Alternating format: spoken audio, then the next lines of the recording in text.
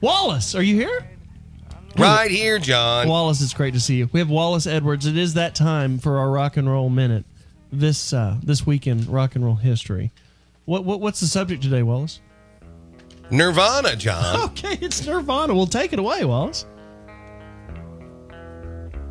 In the annals of rock history, it's difficult to find an act who achieved more artistic, critical, and commercial success in as short a time as the Seattle band Nirvana.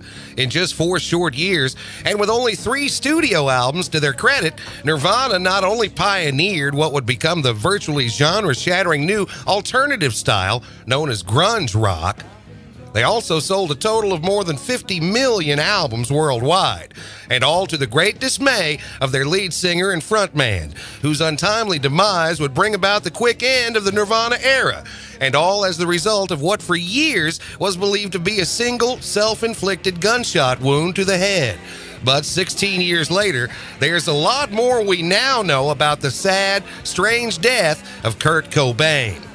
By 1994, tired of touring, out of song ideas, and plagued by chronic bronchitis, irritable bowel syndrome, and almost unbearable body odor caused by wearing the same flannel shirts for weeks at a time, in addition to an inordinate amount of garlic in his diet, Kurt Cobain entered an opiate rehab in Los Angeles, hoping to somehow curb his heroin addiction.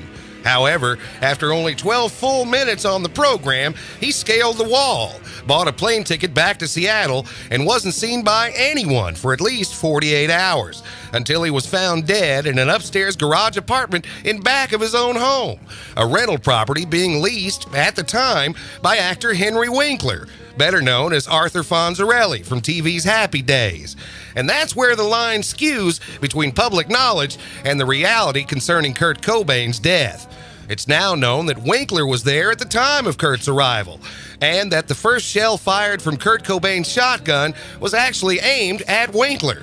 In his drug-induced state, Cobain either thought he'd encountered an intruder on the premises or was hallucinating characters from old TV shows.